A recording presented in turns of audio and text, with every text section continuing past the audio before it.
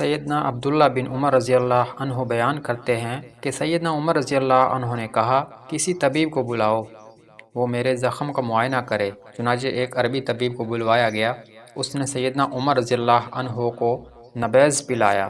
جب وہ ناف کے نیچے والے زخم سے خون آمیز نبیذ کی صورت میں خارج ہو گیا تو نبیذ خون کے مشابہ ہو گیا۔ سیدنا ابن عمر رضی اللہ عنہ کہتے ہیں، پھر میں نے بنی معاویہ کے انصار میں سے ایک دوسرا طبیب بلوایا۔ اس نے آ کر سیدنا عمر رضی اللہ عنہ کو دودھ پلایا، لیکن وہ تو زخم کے راستے سے صاف سفید دودھ ہی نکل آیا۔ طبیب نے کہا، امیر المومنین، وصیت کر لو، آپ فوت ہونے والے ہیں۔ یہ سن کر سیدنا عمر رضی اللہ عنہ نے کہا، بنو معاویہ کا یہ بھائی سچ کہہ رہا ہے، اگر تم کوئی اور بات کرتے تو میں اس کو غلط سمجھتا۔ یہ بات سن کر لوگ رو پڑے، جس پر سیدنا عمر رضی اللہ عنہ نے کہا، ہمارے اوپر نہ رو، جو رونا چاہتا ہے وہ باہر چلا جائے۔ کیا تم لوگوں نے رسول اللہ صلی اللہ علیہ وآلہ وسلم کا یہ ارشاد نہیں سنا کہ میت کو اس کے اہل و عیال کے رونے کی وجہ سے عذاب دیا جاتا ہے؟ یہی وجہ ہے کہ سیدنا عبداللہ رضی اللہ عنہ میت کے پاس رونے نہیں دیتے تھے،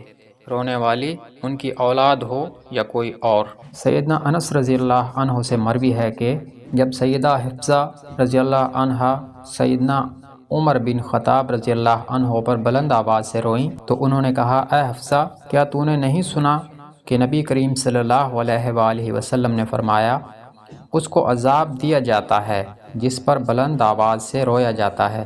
پھر سیدنا صہیب رضی اللہ عنہ بلند آواز سے روئے۔ اس پر سیدنا عمر رضی اللہ عنہ نے کہا، صہیب، کیا تم نہیں جانتے کہ جس پر بلند آواز سے رویا جاتا ہے اس کو عذاب دیا جاتا ہے؟